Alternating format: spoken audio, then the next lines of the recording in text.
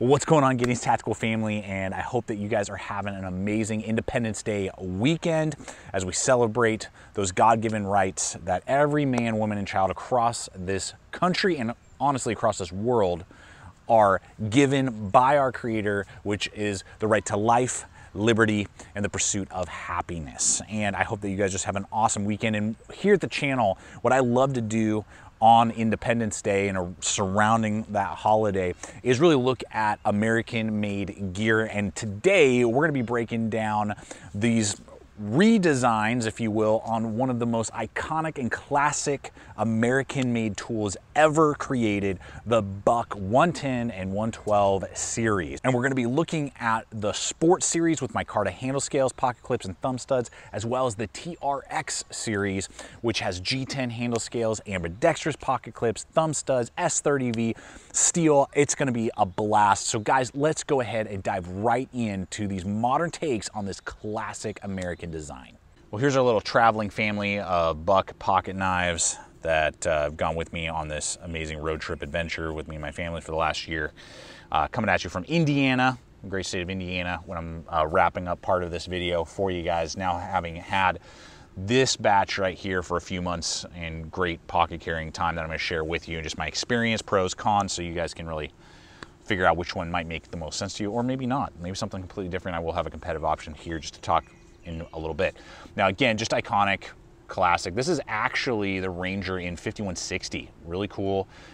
Just been sitting in a leather sheath for a while. I put a quick screw on there so that you could, it's a thumb stud, aftermarket boom, so you can use it kind of like how these are now. These in some ways make this, even though it's super cool, putting a screw on there almost obsolete. I do have the Select Slim here, just real quick. Again, amazing blades. Just as a reminder, if you still want American-made, lifetime warranty, 420HC, still a decent steel for between 30 and 40 bucks, depending on color combinations and versions that you want to go with.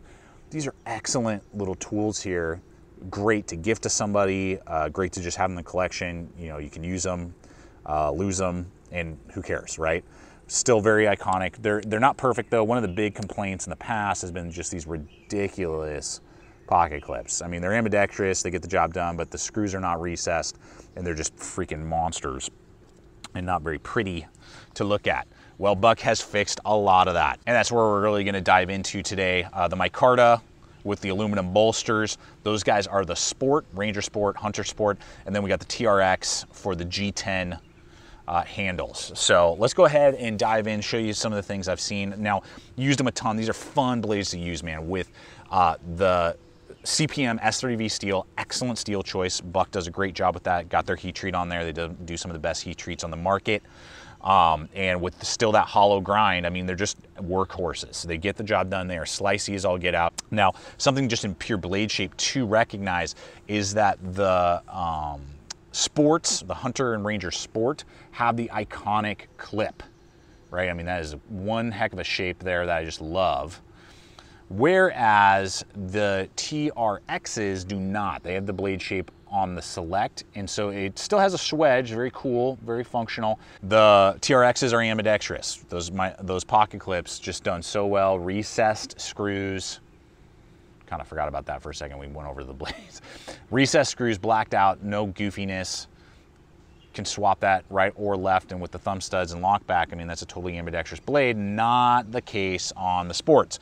Sports still have the exact same design there, recessed in, all that, that's excellent. Nothing on the left side of the blade. The thumb studs are on the left side of the blade, but that's not. It's an aesthetic thing, I believe, because it would take away from the aesthetics, but 10% of the population, you are going to be missing out of enjoyment on the Sport versions with the micarta. Now, another really cool key feature is the ability to break these tools down. Even in the Sport configuration, we got a really cool Buck pivot there, but we have Torx screws all over the place so that you could, in theory, if people come out with custom handle scales, you could swap out handle scales, you can take it apart, and do work on it. You can tighten and adjust the pivot if it were ever loosen up, and the same is true on We'll do the green just so it'll pop a little bit more.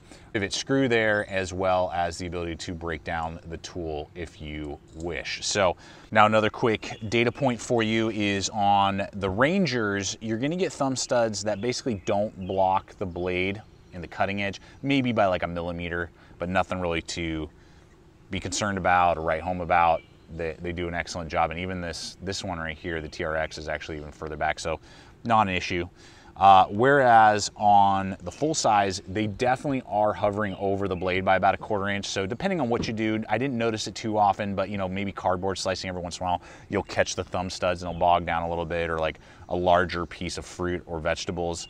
The thumb studs do catch on that material, and then you get a little bogged down. Some designs are just that way, not the end of the world.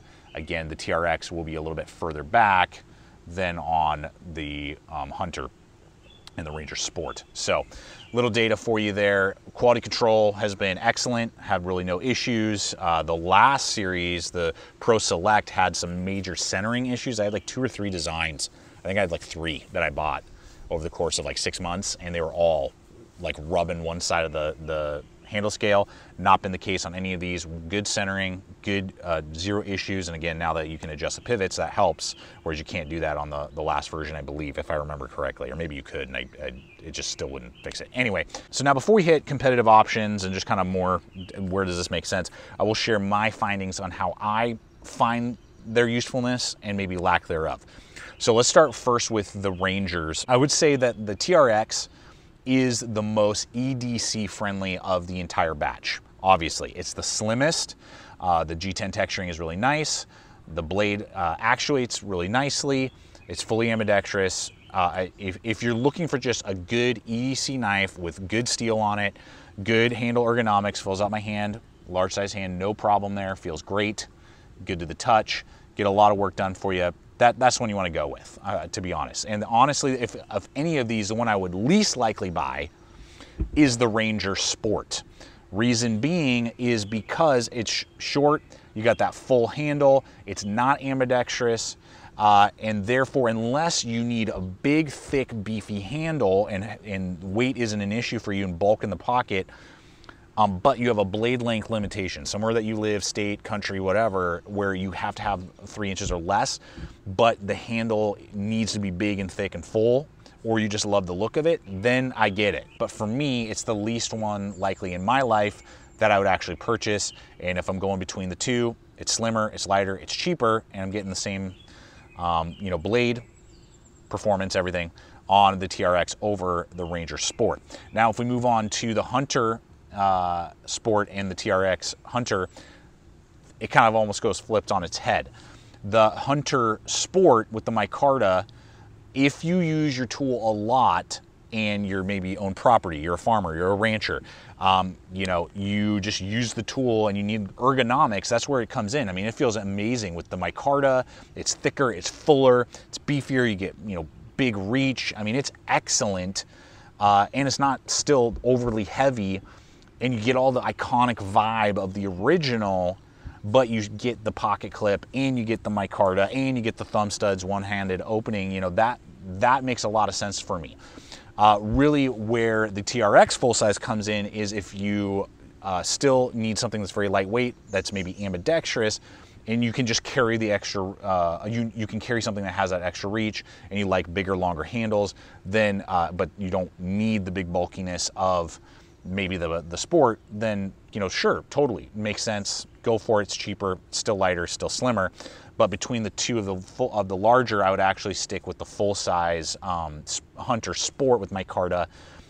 For the type of tasks I put that size of a tool through, outdoor tasks, longer cutting tasks where you're holding a knife for a longer period of time, doing carving, whittling, and heavy duty cuts, that's where that one makes more sense because you got the bigger, fuller handle. Now let's go ahead and jump in, competitive options, pricing.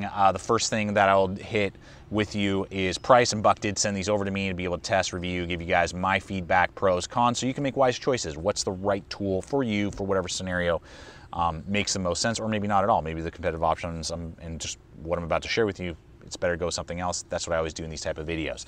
Now we will have a bunch of links for you guys below for not only these, but the competitive options. On the Rangers, the TRX Ranger is the cheapest at $100. I think that's a good value for the CPM S30V steel, made in America, lifetime warranty, you know, everything you see there. Then on the Ranger Sport, that's going to be about 130, and then on the Hunter Sport, that's going to be about 140, and the Hunter TRX, that guy's going to be 110. So still great value, I believe, across the board for what you're getting. And I like that. You know, they're not jacking this up to like 150 and 175. You know, I think that is a very sweet spot, good price point for what we're seeing, particularly with all the inflation and craziness of 2022 and beyond maybe. So our competitive option is more of just the concept, if you will, the concept of the tool, which is the Spyderco Stretch 2. This is made in Seki City, Japan, VG10, excellent steel. Going to be about 105 to 110 bucks, depends on where you pick it up. They do have an XL version now that looks a little bit different, and it's 4 inches of blade length, whereas this is 3.4, I believe. Fully ambidextrous, polymer, lock back, and that's obviously what the TRXs are going after and fighting for, that type of market, and I think it's very competitive. Now, I would take the S30V steel over VG10. The hollow grinds are wicked, the full flat is also very wicked, so they just have kind of more different capabilities, but I would say the S30V is an overall better steel, longer edge retention than what you're going to get with the VG10. Something to note more than anything else is that, particularly if we start looking at the full sizes, you're going to get just about the same cutting edge, maybe slightly less on the Spyderco and knives like the Spyderco, but you do get a dedicated choil. For some people you love that, some people you won't. Nice and slim. The other major factor is really going to be the deployment and lockup. Here's the Spyderco. Boom, one-handed drop, easy, with barely flicking my wrist, one-handed open. So this is a completely one-handed operational tool. The bucks, because of where the lockback bar is, back here at the butt end, make it basically impossible for you to one-handed close these. You can, I mean, maybe, there you go.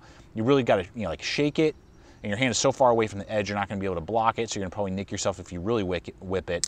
Then you close it, and then you really got to give it a little bit more of a wrist flick. You got to overcome the detent of the lockback on the bucks more so than on the Spyderco. So you can obviously one-handed slow open it, no problem, but you do really have to give it kind of a good 1-2 to get it to flick like that.